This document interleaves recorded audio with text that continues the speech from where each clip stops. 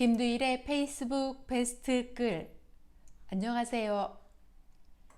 오늘 내레이션 할 글은 공정성, 프레임에 의한 장난질이라는 제목의 글입니다. 지난 10월 3일 유튜브 라이브를 통해 딸 유정이와 담론을 나누고 그날 저녁에 뒤풀이를 통해 추가로 나눴던 이야기를 정리한 글이기도 합니다. 이 글은 10월 4일 페이스북에 올린 후 16시간 만에 좋아요 1170개, 공유 130회를 기록하고 있습니다. 공정성이라는 것이 언론에서 마치 시대정신이자 정부 여당에 대한 지지 철회의 중요한 이유인 것처럼 끌고 가지만 실제 20대 대학생들이 느끼는 것은 그렇지 않다는 것이 주요한 내용입니다. 자, 그러면 시작하겠습니다. 2020년 10월 4일 20대의 공정성, 프레임에 의한 장난질. 연휴 기간 동안 유정이와 주로 술을 함께 마시면서 많은 대화를 나누어 본 결과 현재 20대가 공정성에 대한 문제 때문에 현 정부 여당을 지지하지 않는다는 것은 프레임에 의한 장난질이라는 의심을 하기에 충분하다는 생각이 들었다. 현 대학생들은 정치 동아리 활동을 하는 경우를 제외하고 학교 생활에서 정치 성향을 드러내는 것 자체를 극도로 꺼려하고 있고, 대다수 학생들은 일반 언론 매체를 통해 얻는 정보의 가치 판단을 의지하는 경향이 크기 때문에 그들이 관심을 가지는 이슈는 언론의 노출도가 많은 사건이 될 수밖에 없다는 것이다. 가령 조국 일가에 대한 뉴스는 보기 싫어도 모든 언론이 쏟아냈기 때문에 정치 시사에 관심이 없는 이들조차 문제가 있다는 판단을 할 수밖에 없는 것이고, 최근 연세대와 고려대의 교육부 감사 결과는 뉴스가 몇 개 나오지 않았기 때문에 그런 일이 있었는지조차 모르는 학생들이 대부분이다. 즉, 내용을 모르니 분노할 이유가 없다는 것이 더 합당하다. 여기에 가짜 왜곡 뉴스를 활용해서 대나무숲, 에브리타임 등 실제 신분은 증명이 되는 커뮤니티에 의도적 증오심을 유발하는 익명성 글이 올라오면 다시 언론에서 재인용하는 방식으로 이슈를 만들고 프레임을 만들어가는 것이다.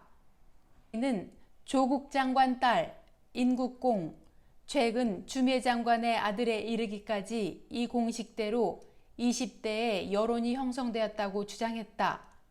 실제 여론이 아닌 언론들의 의도적인 프레임 형성이나 짜집기라고 말이다. 지난 9월 마지막 주 갤럽의 여론조사 동향 문서를 살펴보니 대통령 직무 수행에 부정적인 평가를 내린 이들의 이유에서 공정성, 내로남불이 차지하는 비율은 10%였다.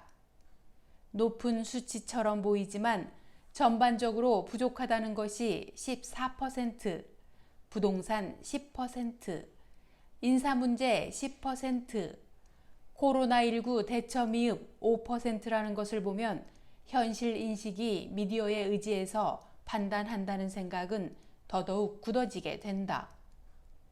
코로나19 대처가 미흡해서 현 정부를 지지하지 않는다는 사람들은 99.99% 세상이 어떻게 돌아가는지 모르고 있는 것이고, 그 이유는 언론에서 배포하는 가짜뉴스 때문이라고 판단해도 무방할 것 같다.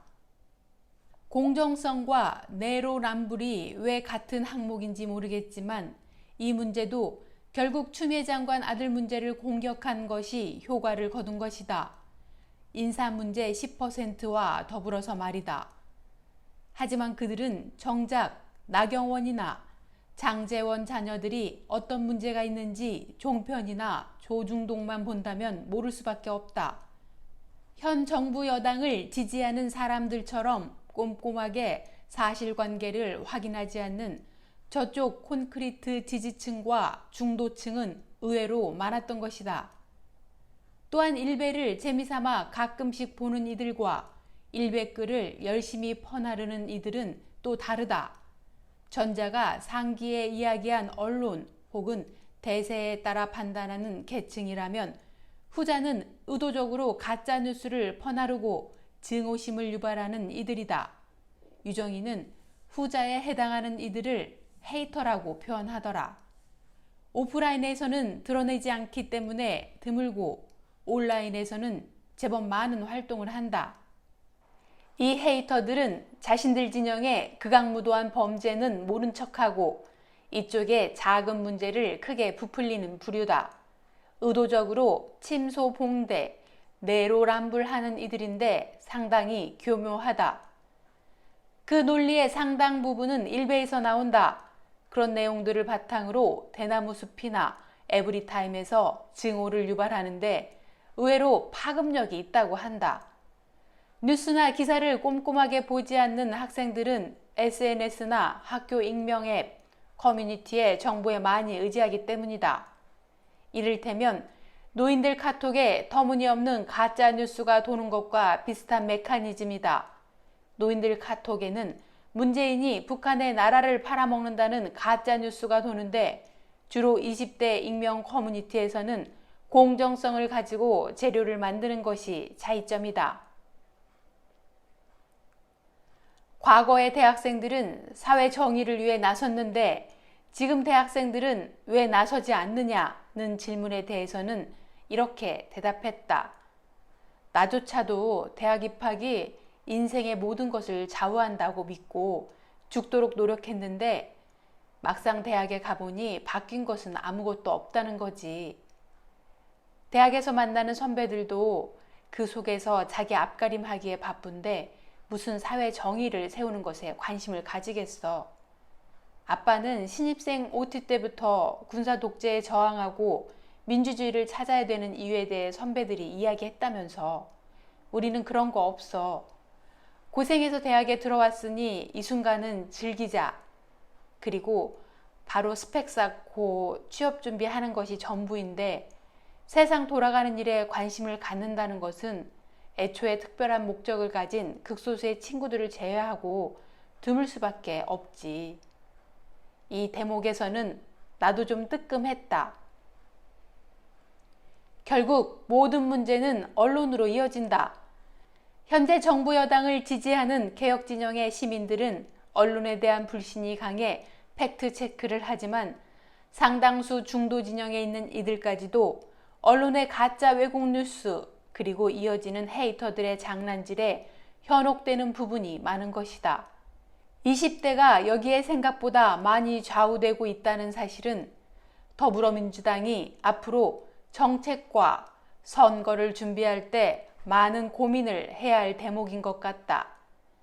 현재 당에서 고민해야 할 부분은 공정성이 시대정신인 것이 아니라 가짜뉴스 박멸이 더 중요한 정치적 어젠다가 되어야 하는 것은 아닐까 싶다.